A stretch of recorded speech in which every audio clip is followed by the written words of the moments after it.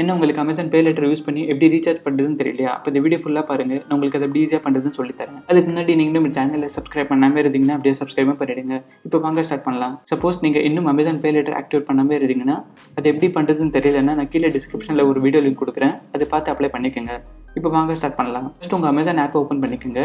நீங்கள் Amazon Pay option இருக்கா அதை கிளிக் பண்ணுங்கள். நீங்கள் மேலே உங்களுக்கு அந்த அமேசான் பே ஆப்ஷன் ஷோ ஆகும். இப்போ பாருங்கள், எனக்கு 30K லிமிட் இருக்குது. இப்போ இதுதான் நான் மொபைல் ரீசார்ஜ்க்கு யூஸ் பண்ண போகிறேன். ஸோ இங்கே மொபைல் ரீசார்ஜ் ஆப்ஷன் இருக்கா அதை கிளிக் பண்ணுங்கள். இப்போ நீங்கள் எந்த மொபைலுக்கு ரீசார்ஜ் பண்ணணுமோ அந்த நம்பர் இங்கே என்டர் பண்ணுங்கள். இப்போ வியூ பிளான்ஸில் போயிட்டு நீங்கள் எந்த பிளானுக்கு ரீசார்ஜ் பண்ணணுமோ அதை செலக்ட் பண்ணிக்கோங்க. நான் இந்த 265 பிளான் தான் செலக்ட் பண்ணியிருக்கேன். இப்போ கீழே பே நவ் கொடுங்க. இப்போ இதிலே அமேசான் பே லெட்டர் ஆப்ஷனை செலக்ட் பண்ணி பே கொடுங்க. அவ்வளோதான் பாருங்கள், வித்தின் 30 செகண்ட்ஸில் எனக்கு ரீசார்ஜ் சக்ஸஸ்ஃபுல்லாக ஆயிடுச்சு. இப்போ பாருங்கள், அமேசான் பே லெட்டரில் பேலன்ஸும் அப்டேட் ஆகிடுச்சு. 30K லிமிட்டில் இருந்து 29,735 லிமிட் ஆகிடுச்சு. அவ்வளோதான் ஃப்ரெண்ட்ஸ் இந்த வீடியோ பிடிச்சிருந்தா லைக் பண்ணுங்கள். நீங்கள் இன்னும் சேனலில் சப்ஸ்கிரைப் பண்ணாமல் இருந்தீங்கன்னா அப்படியே சப்ஸ்கிரைபும் பண்ணிவிடுங்க. இந்த வீடியோ கடைசி பார்த்ததுக்கு நன்றி.